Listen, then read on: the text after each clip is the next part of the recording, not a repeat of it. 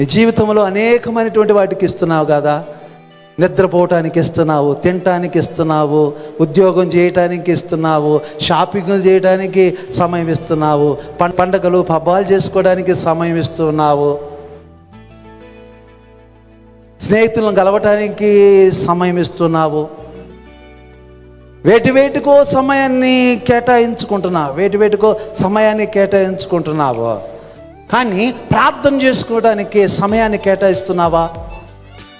Bible చదవటానికి సమయాన్ని కేటాయిస్తున్నావా? ఎంత సమయాన్ని వృధా చేసుకుంటున్నావు? విలువైనటువంటి సమయాన్ని ఎంతగా వాయిదా వేస్తున్నావు? ఎందుకంటే సాతానుడు చేస్తాడు.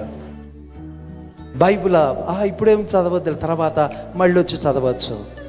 ప్రార్థన మళ్ళీ వచ్చి చేయొచ్చులే, ఇప్పుడు పనులు ఉన్నప్పుడు ప్రార్థన ఏం చేస్తాము, ఇప్పుడు అర్జెంటు పని ఉంది, ఇప్పుడేంది బైబిల్ చదువుదాం, ప్రశాంతంగా ఉన్నప్పుడు చేద్దాం.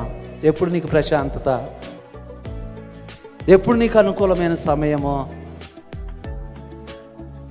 దేవుని కోసము ఎంత సమయమునిస్తున్నావు? 24 గంటల్లో, ఒక వారములో, ఒక మాసములో, ఒక సంవత్సరములో,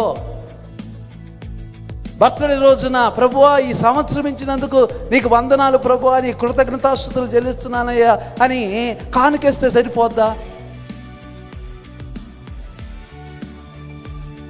నీ హృదయం ఇవ్వటం అంటే నీ సమయం ఇవ్వాలా, నీ తలాంతులు ఇవ్వాలా దేవునికి. నీ క్రియలను కనపరచాలా. అది కదా హృదయం అంటే.